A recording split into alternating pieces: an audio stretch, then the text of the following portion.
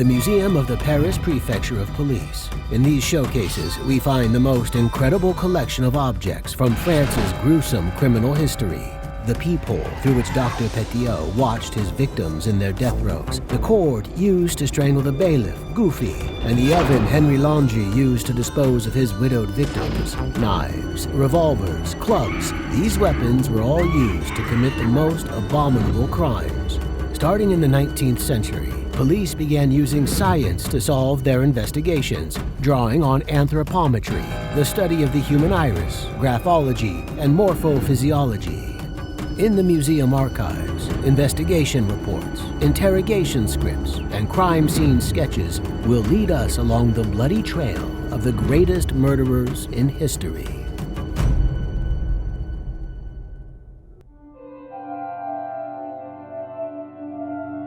(1920) is the beginning of the Roaring Twenties, and the French are starting to forget the carnage of the Great War, which caused more than 18 million deaths. In Paris, Montparnasse becomes the meeting place for intellectuals, and the Rotonde, the Dôme, and La Coupole are always full. There you might bump into Ernest Hemingway, Scott Fitzgerald, or Henry Miller. André Breton, Louis Aragon, and Paul Éluard are dreaming up surrealism. Introduced by African-American soldiers, jazz stirs the souls of the masses. Popular shows, fashion, and sports become the main interests of the French, and newspapers give them increasing importance. Women are liberating themselves, and the feminist movement is growing. The right to vote is granted to the women in the United States. But in France, the bill proposed by René Viviani and Aristide Briand, passed by the National Assembly, is rejected by the Senate. In August 1920, a tragedy would involve a woman whose notoriety captivated the press. The saga of one of the most sensational criminal cases will divide public opinion, shaking feminists and strengthening supporters of sexism.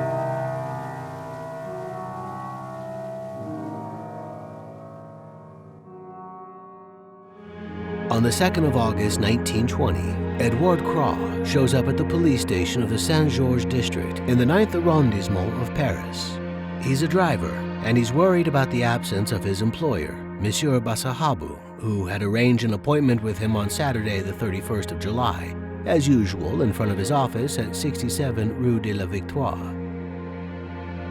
What particularly concerns him is that since he has been in his service, he has become the businessman's confidant, and the latter often complains about his relationship with his wife. Recently, she even tried to strangle him. Given the apparent seriousness of the matter, it is the commissioner himself, Monsieur Thierry, who takes the statement.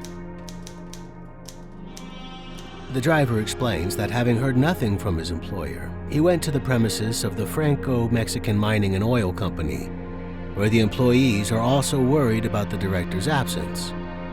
He then went to his home at 3 Square La Bruyère, where his wife told him that her husband had left suddenly for urgent business in Evian.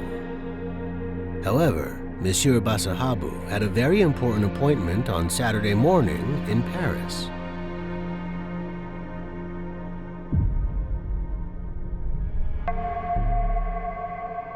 Commissioner Thierry decides to go to La Bruyère Square. The door is locked, but the concierge is chatty. She tells him that on Saturday, she saw Madame Bassarabo, helped by her daughter, loading a large trunk into a taxi. She heard her tell the driver to take her to the Gare du Nord.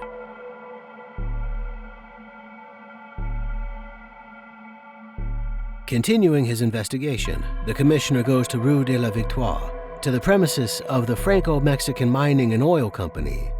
The director is still absent, and one of the employees tells him that he hasn't been seen for several days. He also says that Madame Bassarabo would often come to the offices and make a big scene, acting in an extremely violent manner towards her husband. He adds that she had come recently and said that the boss had gone to Nancy.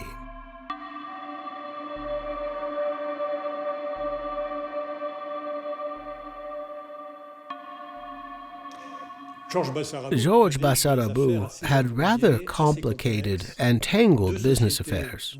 2 companies, one of which was well established in Paris, the Franco-American Export Trading Company on Rue de la Victoire, with 3 employees. There, he traded by selling surplus from the British and American armies. He sold a bit of everything: chateau, fuel, spirits. To buy these products in the first place, he borrowed money, and it was with the profits he made that he ran his businesses. The problem was that most of the time, his ventures didn't generate enough profit, and he was heavily in debt. The next day, back at La Bruyère Square, the commissioner learns that despite their heavy debts, the couple recently bought a villa in Montmorency. Perhaps they are there. As the police are leaving to go there, they unexpectedly come face to face with Madame Bassarabo, accompanied by her daughter. The commissioner doesn't give her the opportunity to ask him questions, and instead bluntly asks about her husband's whereabouts. "My husband is traveling," she replies. "Whereabouts?" the commissioner insists. "I can't tell you exactly where he is at the moment, but I'm not worried about it. It's very normal for my husband to be away on business and pass through multiple towns without stopping. It's absolutely impossible for me to give you his address." So the officer pulls another card from his sleeve and asks to see the trunk that the 2 women had sent to the Gare du Nord in Paris. "I'm sorry, Commissioner, but it is physically impossible for me to show you that trunk. I was meant to take it to Montmorency, but following my husband's instructions, I diverted it from its original destination. I can, however, show you the letter in which Monsieur Bassarabo asks me for it." She then shows him a blue note on which is written, "Please load the trunk at Gare de l'Est for Nancy." "In what circumstances did you send this trunk?" the commissioner continues. Madame Bassarabo's answer is somewhat confused, explaining that through absent-mindedness, she first asked the driver to take it to the Gare du Nord. Then, realizing her mistake, she asked him to take it to the Gare de l'Est. But as the taxi driver refused, she had to load the trunk onto another vehicle to get it to its destination.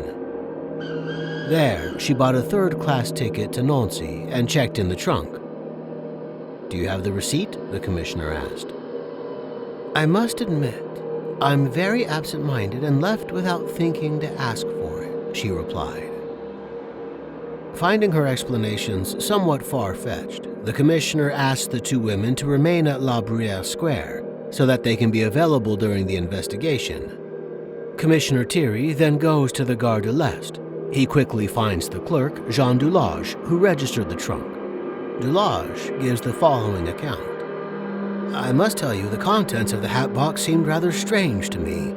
It sounded as if there was a body inside, moving about. I even thought I heard a metallic noise, like a brass button scraping against the side. I informed my superiors, but since there was no bad smell coming from the trunk, they told me to load it onto the luggage van." Commissioner Thierry therefore alerted the head of the judicial police, Monsieur Ducrot, who immediately sent 2 inspectors to Nancy.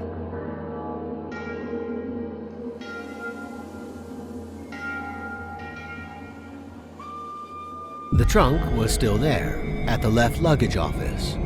It was a khaki hat box, measuring 58 centimeters wide, 80 centimeters long, and 48 centimeters high. It had 2 locks, which were not fastened. On each side, there was a wire handle. On one of these, a label was attached that read, "Madame Garnier, Nancy Station." The trunk was tied up with a long 6mm cord that ensured the package remained shut. In the presence of the public prosecutor and the Central Commissioner of Nancy, the trunk was opened. They open the trunk, and inside they discover Bassarabo's body. Bound, which had been in the station storage room for 4 days at the height of summer. It was difficult, actually, to get the body out. It took 5 men to remove it from the trunk.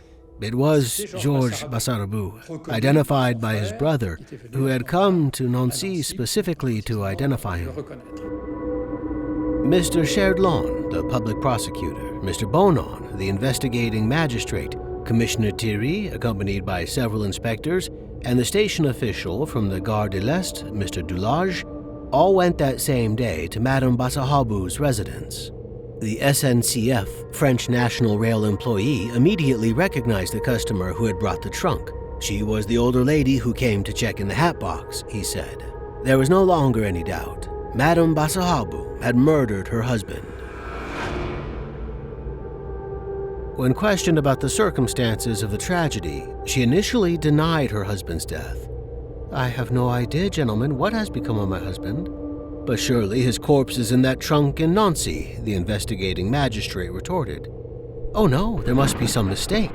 That trunk contained only documents, Madame Bassarabo insisted. The magistrates felt that the presence of her daughter, who had remained silent until then, was unsettling her mother's testimony, as she refused to confess her terrible crime in front of her. The magistrate told Madame Bassarabo that she must confess now. If you don't confess, you will go to prison, and your daughter will be sent to Saint-Lazare prison with the public girls, women incarcerated for prostitution offenses. It was at that moment that Madame Bassarabo said she wanted to confess and take full responsibility. In a way, she was sacrificing herself for her daughter.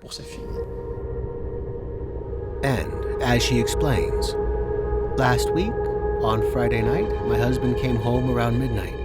My daughter opened the door to him, but she didn't speak to him and immediately went back to her room.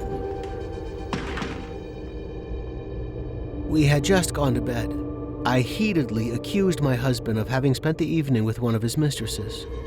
He flew into a mad rage and seized me by the throat to strangle me. I struggled and grabbed a revolver placed on a chair within my reach, and I shot. A moment later, I realized that my husband was dead.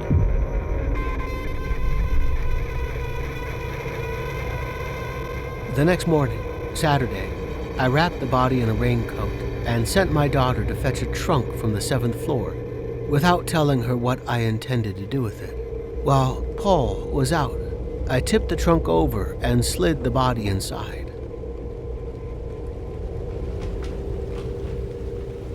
Then my daughter and I carried the trunk downstairs and loaded it into a taxi. You know the rest. I got rid of the revolver by throwing it into Lake Onguillon. As for the pillow on which my husband's head had rested all night after his death, soaked in blood, I took it to Montmorency and burned it at the villa. Having confessed to the crime, the two women were taken to the Judicial Police headquarters.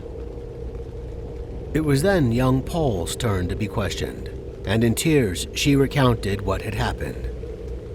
On the Friday night, I was woken up by the sound of a gunshot. Frightened, I rushed out of my bed and ran to my mother's bedroom door.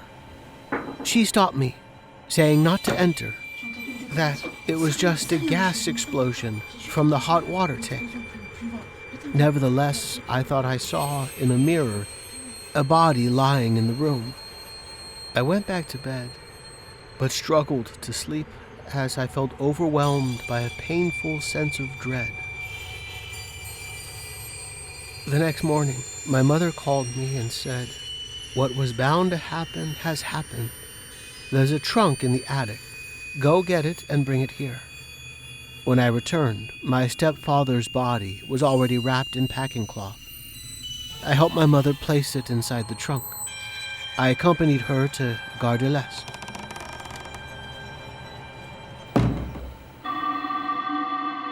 At Nancy, Dr. Parceau, the city's forensic pathologist, the head and deputy head of the police, the president of the court, and the dean of the medical faculty were present at the autopsy carried out by the eminent forensic expert who had arrived from Paris, Dr. Paul.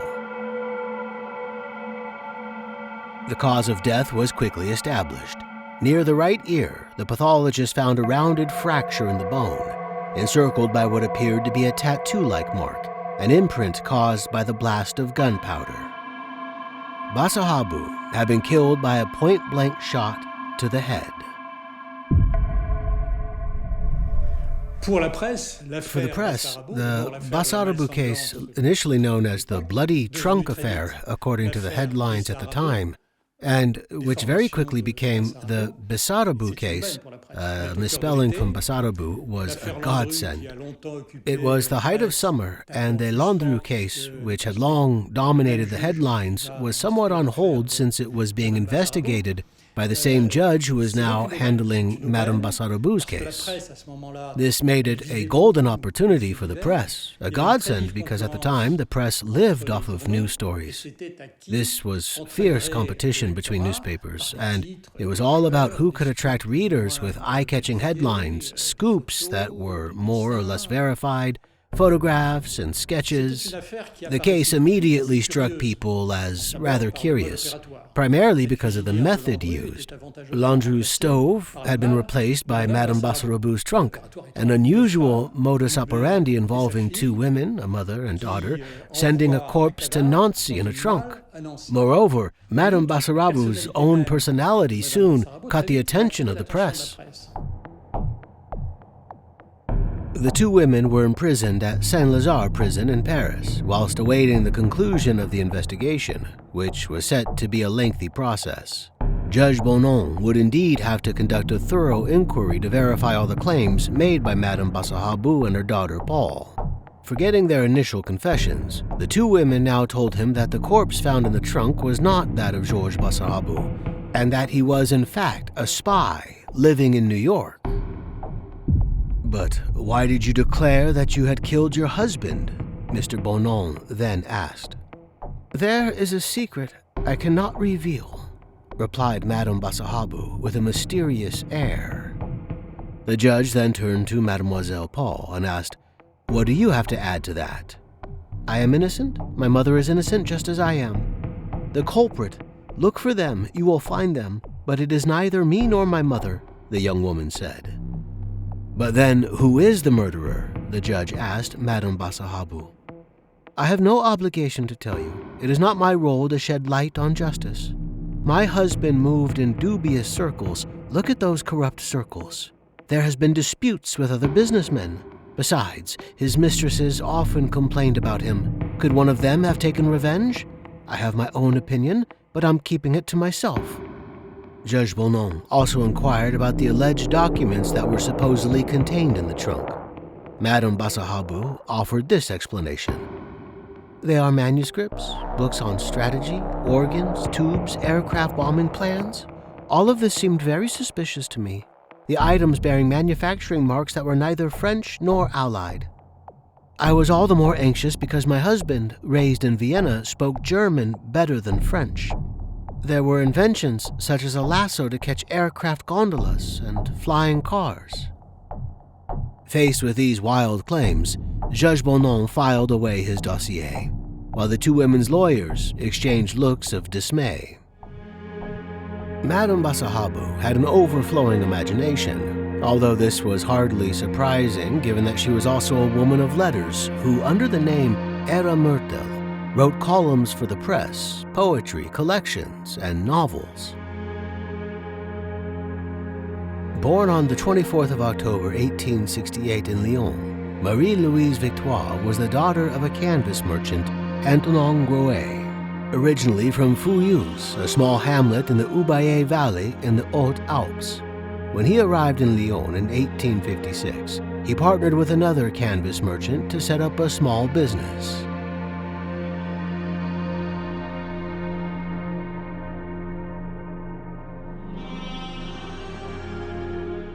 It was a close-knit, loving family overall, especially on the father's side, who was indeed very emotionally present.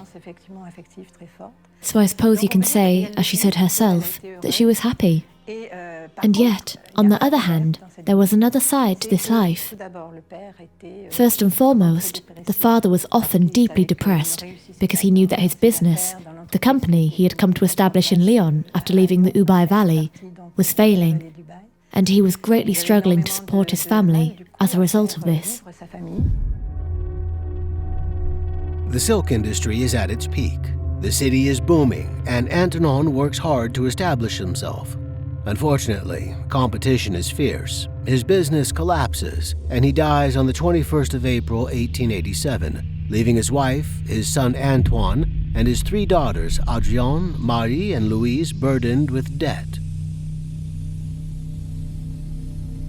Despite all his efforts, Antoine, Louise's brother, is unable to save the family. He eventually sells it for a pittance and goes into exile in Mexico, where his uncle, Felicion, and many others from the Ube Valley, the Gruet family's place of origin, have also settled. So, the Ube Valley, also known as the Barcelonette Valley, developed a significant travelling merchant trade which reached its peak during the modern era, the 17th and 18th centuries, but which by the end of the 18th century and the beginning of the 19th was beginning to wane and needed new markets. So, attention turned to the Americas. The people of the Ube Valley settled in Louisiana because they spoke French there and the culture was French. From Louisiana, it was easy for them to imagine expanding into Mexico, especially since France's presence in the Americas shared a border with Mexico at the time, the Texas Territory, before Texas was sold by Mexico to the United States. Crossing over was therefore quite straightforward during this period. A major event occurred in 1810, when Mexico declared its independence and expelled the Spanish, who had been there for 3 centuries. Mexico welcomed, let's say, all other European entrepreneurs with open arms, especially for the French. France had always been a highly regarded country, and French culture was much admired in Mexico. The community, now known as the Barcelonette, quickly found their place, and the small drapers' shops they had built upon arrival soon gave way to much grander buildings. The Barcelonettes come and go, attending world fairs and developing a desire to establish the kind of department stores that France was famous for. So in around 1889 or 1890, the first department store appeared. It was called the Palacio de Hierro, translated as the Iron Palace.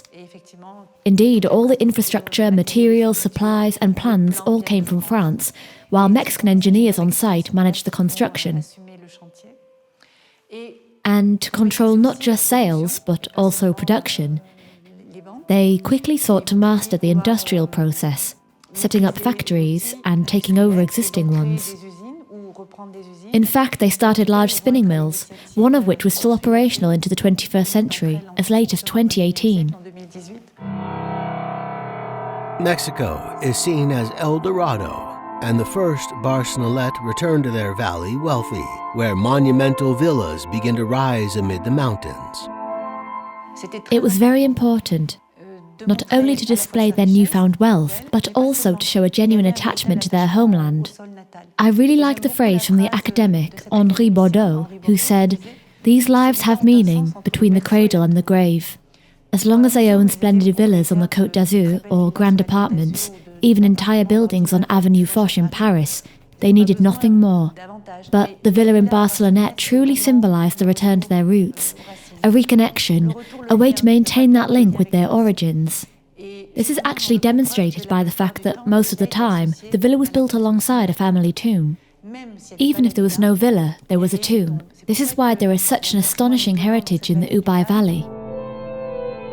While Antoine is trying to establish himself and make a fortune in Mexico, his mother and sisters are waiting patiently in Lyon for a sign from him to join them.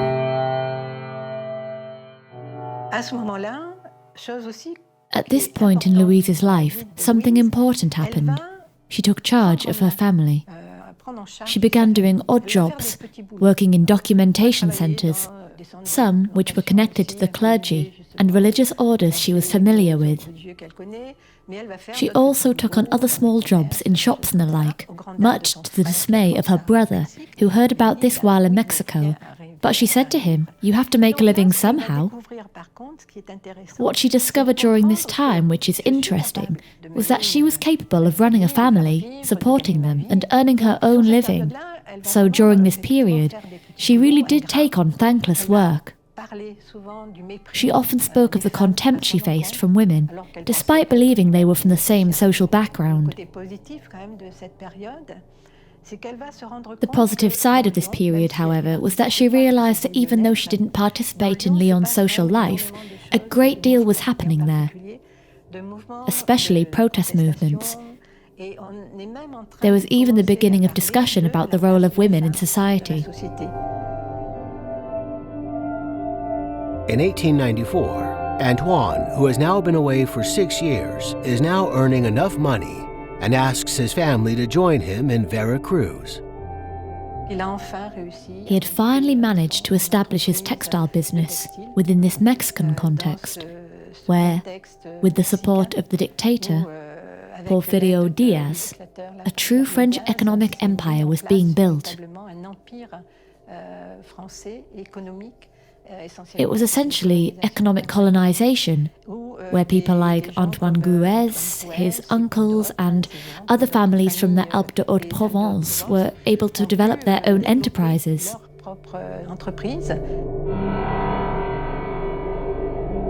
Louise is 26 when she arrives in Mexico.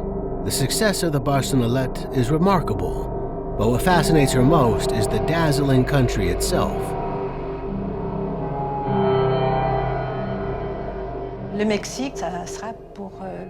For Louise, Mexico is both a land of blessing, which she comes to adore, and at the same time, it also marks the beginnings of her downfall, or her death. The end of her life is already taking shape during this period. The most positive aspect is that she truly fell in love with the country, and she is one of the few women, perhaps the only one in this Mexican context, to have spoken about Mexico and explored its culture and the figures who shaped its history.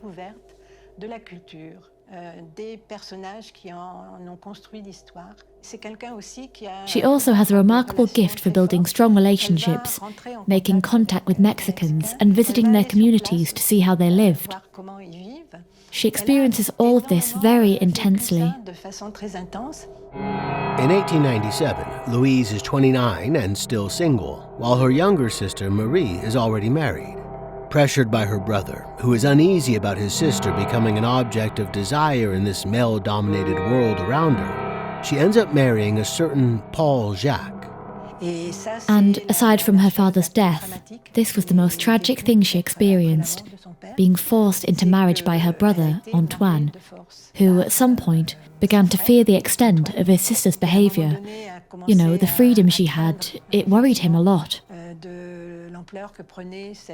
He is fearful for the family's reputation, so he finds a husband for her. This was something she could never have imagined, and she has to endure it. She marries a man from the Barcelonette community, since marriage was usually within their circle. And the gentleman is a good family man, respectable in every way. He is wealthy, hard-working, has also built his own empire in the textile business, owns several shops, and so on and so forth. It was considered an excellent match, except he was about 20 years older than Louise, and she was subjected to this union.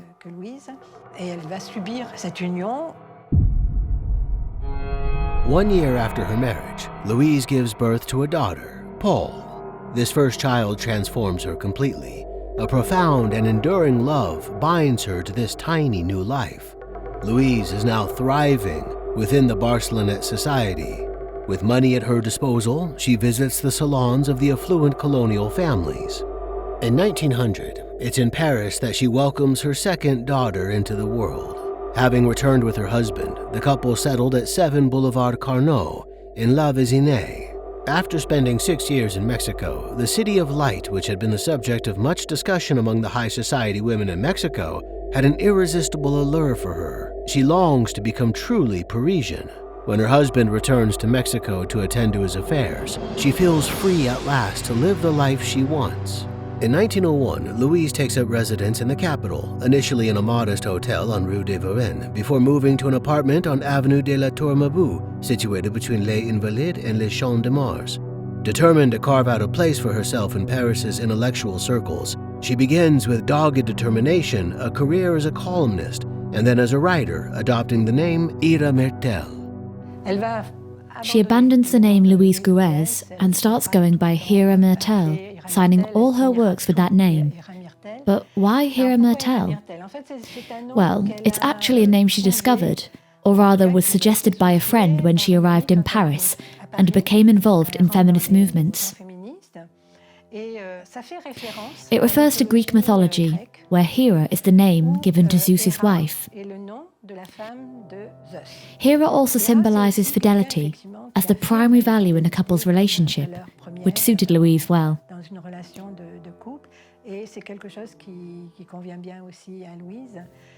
Despite having lovers, she has always sought that absolute, total and utterly clear and sincere love.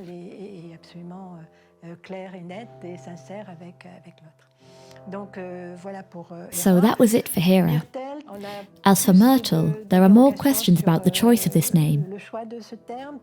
It's perhaps because it evokes the myrtle plant, which also features in mythology, appearing in sculptures or depictions of gods, where these plants surround them.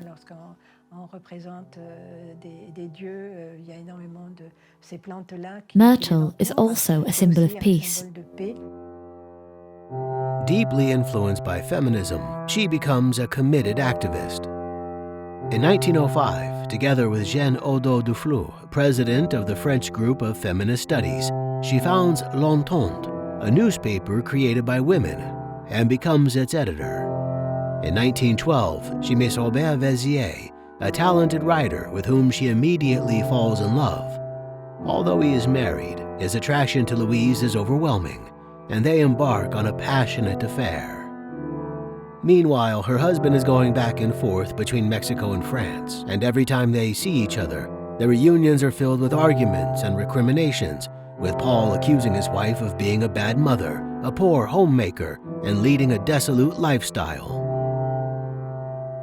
This image stands in stark contrast to the Gruet family, a devout Catholic family known for its solidarity and charity.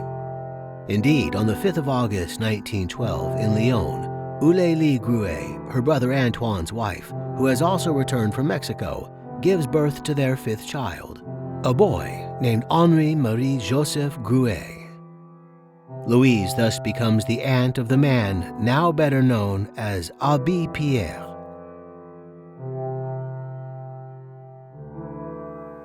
Did Abbé Pierre know about the Bassarabo case?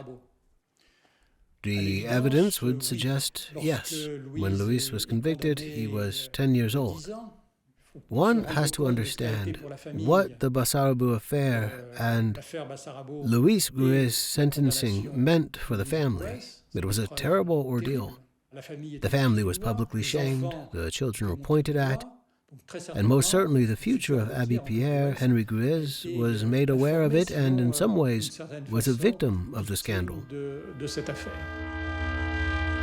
In 1913, the violence of the Mexican Revolution is raising fears of the worst. Paul Jacques describes a country ablaze. Pancho Villa's troops are attacking large landowners and businesses. He witnesses one of his own shops go up in flames, and looters ransack all that remains. Meanwhile, Zapata's forces continue their fight against President Victoriano Huerta, who has been installed by the Americans in place of the dictator Porfirio Diaz. The end is nigh for French interests.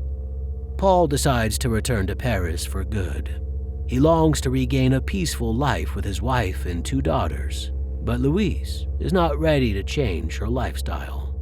Paul's businesses are not improving, and he feels rejected at home. On the 5th of March 1914, he commits suicide by shooting himself in the head, leaving a letter on his desk explaining why. When her husband died, worn out and broken by the troubles in Mexico, she wrote a very, very moving poem. But I believe it was also perhaps more a way to defy the family, to say, I am his wife after all, and I will inherit from him. She had not lost sight of that. and therefore she composed this very beautiful poem, which she had engraved on a large stone placed on Paul Jacques' grave, which you can see in the Mélazine cemetery. On the grave, she addresses him as "my dear husband." She's playing the game that it was perhaps the only time she ever wrote "my dear husband," and she surely didn't think it. Or perhaps it was because he was dead. It's a bit cynical, but I think she also had that cynical streak. Now free once again, she decides to return to Mexico to reclaim the assets her husband has left behind. She sets off with her 2 daughters, not knowing how long she would stay. No sooner does she arrive than she learns that on the 1st of August 1914, war has been declared against Germany, and the Barcelonettes at the port of Veracruz are returning to France to take part in the fighting. She is very poorly received by her family, who see her as someone coming effectively to seize Paul Jacques' fortune, an image that she fails to shake off throughout the rest of her life, and even beyond. She confronts her own family, her in-laws, as well as revolutionary groups. At one point, she recalls being trapped during a train attack. She escapes more or less unharmed, but on top of all that, she has to battle the entire Mexican bureaucracy. No easy task in a country in complete chaos. There's no doubt that she was a strong woman, but she was always searching for love. She is also someone who loved to charm, to be noticed, to be cared for. By great misfortune, she meets someone, a man, Bassarabo, who looks after her and helps her get through this administrative and family mess.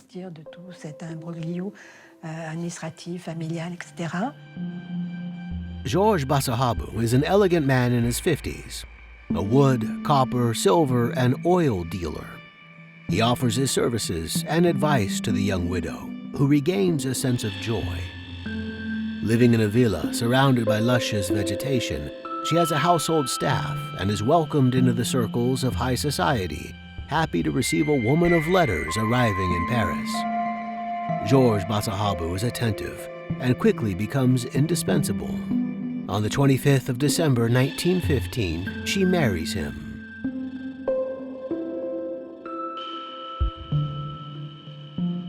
In 1917, the couple and Louise's 2 daughters returned to France, arriving in Bordeaux.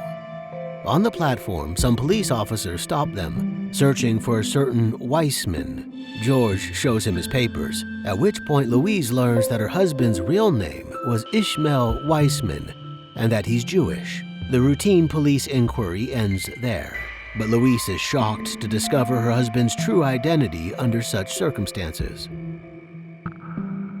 Georges Bassarabo, whose real name was Ishmael Jacob Providence Wiseman, was born in Batachnani, which is now part of modern Romania, in 1867. It was his father, Maurice Wiseman, who adopted the name Bassarabo at that time, because Maurice Wiseman was working in Russia at the time.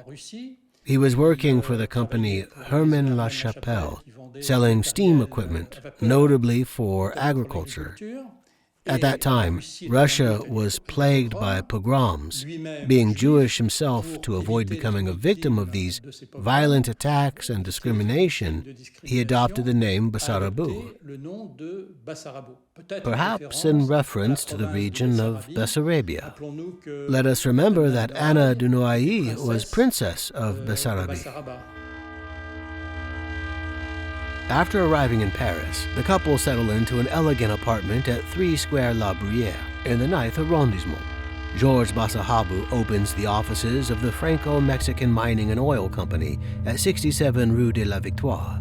Louise, or rather Ira Myrtel, quickly reconnects with the circle of literary friends she left behind during her 3 years in Mexico. On the 8th of May 1917, her youngest daughter marries a young man from Mexico whom she had met there. The witnesses are all from the world of arts and letters. Despite the war, fighting, hunger, and poverty affecting the poorest, Parisian high society continues to enjoy itself, Parties and shows follow one after the other, and Louise organizes literary evenings in her apartment that is able to hold 300 people with the doors removed. People used to read her poems, her texts, and perform plays. It was an environment where people listened, critiqued, and there was also a lot of gossip circulating in this slightly closed Parisian circle. And for example, Paul, who had also been raised in the arts, played the piano and gave recitals. There were also singing recitals, tenors, and so on.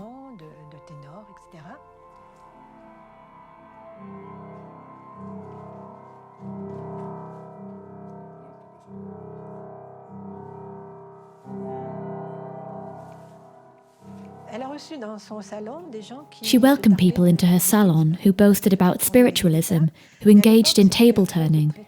At the time, this was very sought after. And all of a sudden, there was this need to think about the afterlife. It was not necessarily in a religious way, not necessarily about God or anything like that, but more about what lies beyond death, the dead, and where are they? Maybe they surround us, this ghostly world. There was also a growing body of literature that strongly emphasized this. On the 11th of November 1918, the armistice is signed thanks to American support. Germany is defeated and life can resume. But things are not going so well in the Bassarabo household. Louise is beginning to see through her husband's game. He married her to gain social status and financial security.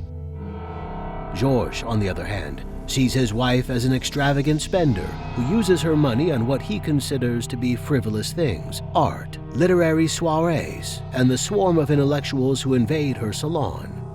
Nothing is going right, and the debts are piling up. These financial problems literally poison their life. Georges can no longer stand his wife and goes to seek the comfort that she refuses him in the arms of others. Louise quickly realizes her husband's dissolute lifestyle. She confronts him in memorable scenes, even at his company offices, hurling her contempt towards this man she hated. On the night of the 30th to 31st of July 1920, she can no longer bear the union and commits the irrevocable act.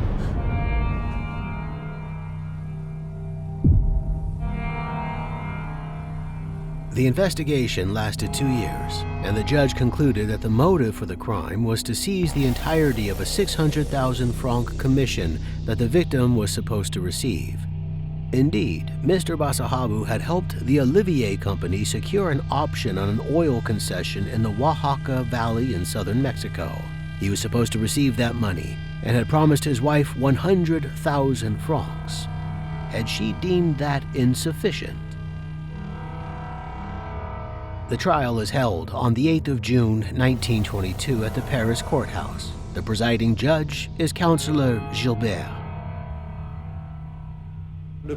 President Gilbert was the same judge who had presided over the criminal court in Versailles during the Landru trial, which had left him with very bad memories. Landru had managed to manipulate the public, if not the jury, making the audience laugh with his very particular sense of humor. This time, the Minister of Justice decided there would be no women. There would be no women nor photographers in order to avoid scandals. From the start, it was striking to see that Madame Bassarabo, a feminist, was being judged before an all-male audience by an all-male jury, since all jurors at this time were men, and defended by a male lawyer. Madame Bassarabo is defended by Maître de Moreau Giaffri, while her daughter Paul is represented by Maître Raymond Hubert.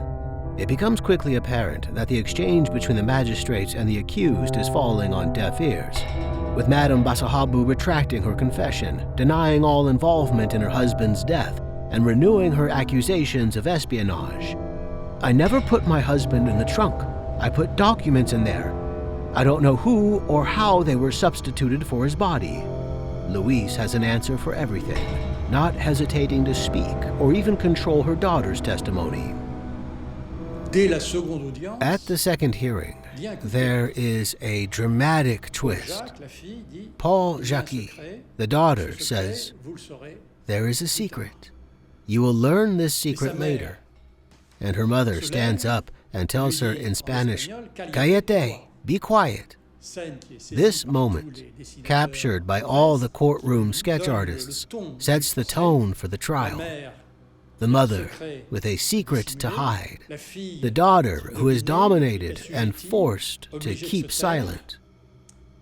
Throughout the trial, this image endures, at least until the end, of a domineering mother who speaks out of turn and struggles to provide clear explanations about the case concerning her and the criminal facts, who tries to defend herself, and a daughter who remains discreet, keeps quiet, and appears completely dominated by her mother. And all the press reporters and court observers ask themselves, what is this secret? And they await its revelation. For 11 days, Madame Bassarabo puts on a spectacle, sometimes playing the tragic figure, sometimes aggressive, sometimes despondent. Throughout it all, she maintains her innocence in the crime without ever revealing the mysterious secret. On the 17th of June, 1922, the lawyers begin their closing arguments, trying to convince the jurors. First up is Maître d'Orville for the prosecution.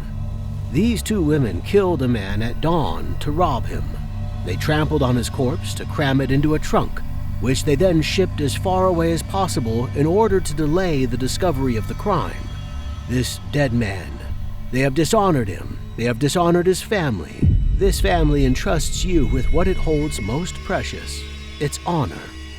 Then it is the turn of the public prosecutor, Maître Moncel, who argued that the daughter was just as guilty as the mother. Now, which of the two killed him, the mother or the daughter?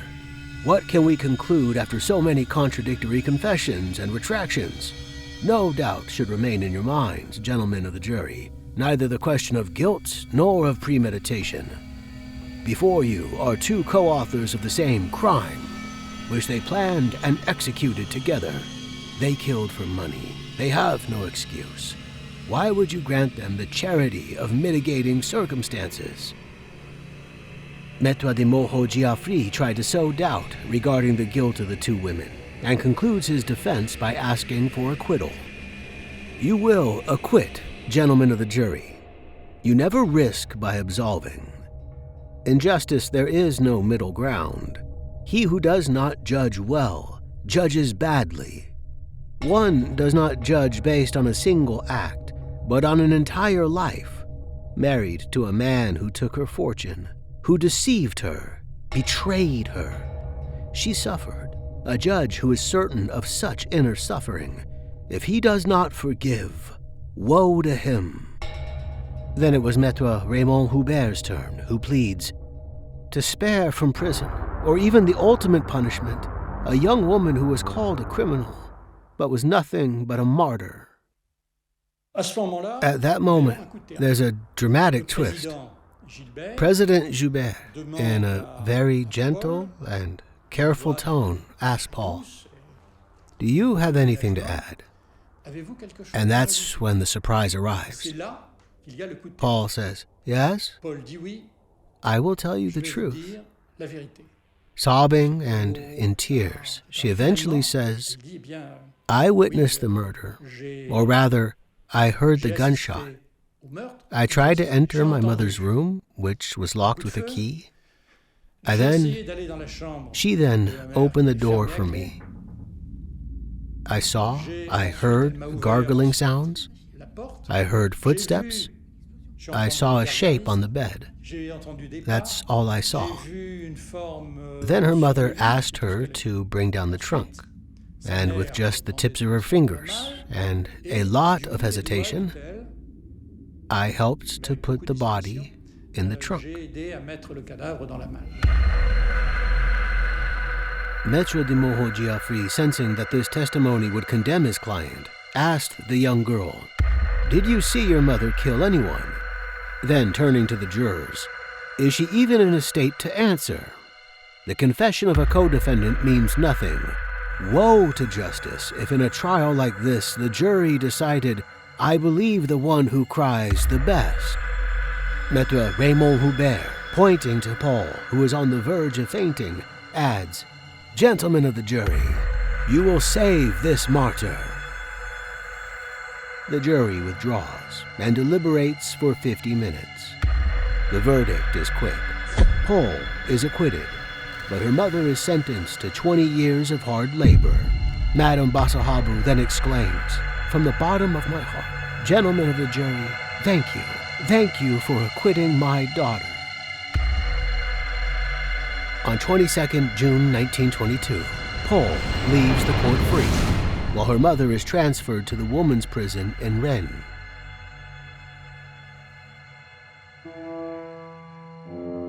By 1930, Louise is very ill, suffering from respiratory and cardiac pains, and is bedridden most of the time.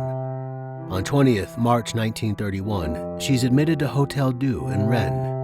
She dies there the next day at the age of 63. A mystery surrounds Louise Grouet's grave. On the 25th of March 1931, the hearse leaving Hotel Dieu in Rennes was followed by Paul, alone, and headed to the train station. Her mother's body was to be transported by train to Antibes for burial. The following day, Le Petit Journal and L'Excelsior reported that she would be buried in Lyon, but in Barcelonnette. It was believed she had been quietly placed in the grave of her first husband, Paul Jacques, whose tombstone bears the poem she wrote for him, and is crowned by the Angel of the Apocalypse.